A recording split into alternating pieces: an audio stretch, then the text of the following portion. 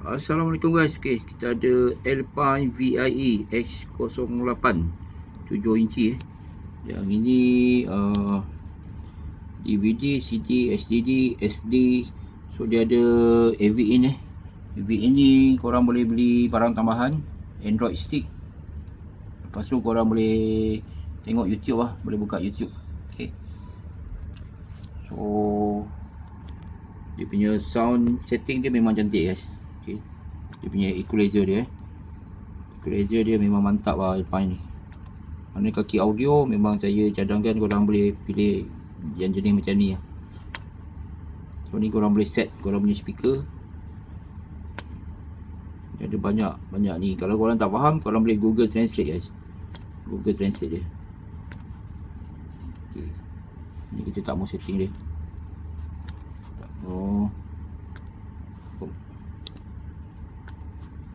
Okay. Jadi kita kat sini, kita pergi sini.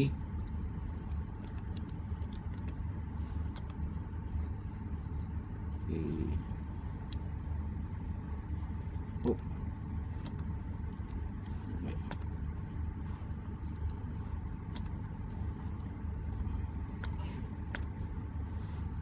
Equalizer.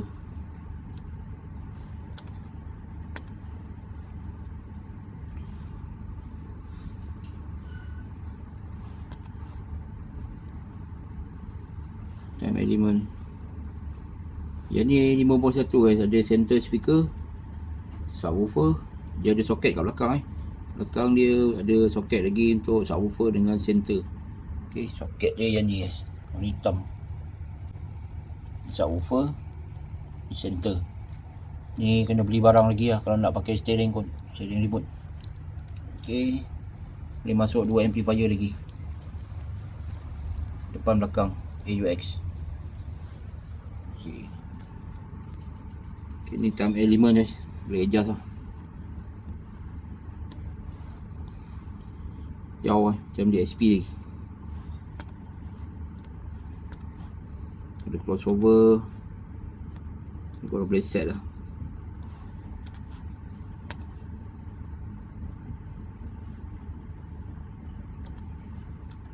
Untuk center ni subwoofer. Boleh terbalik 180 degree. Speaker kiri kanan. So ni memang puas kot setting.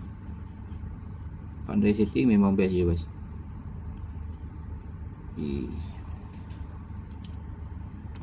SDD dalam dia pun ada lagu guys, banyak lagu.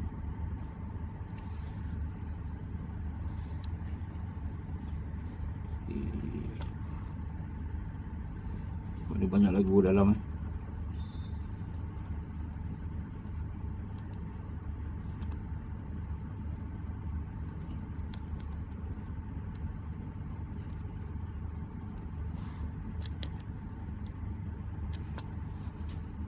Stiker tak ada.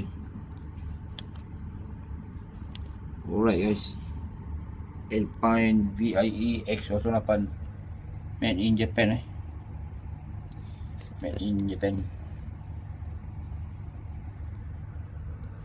Ni model lama tapi dia punya sound memang sedap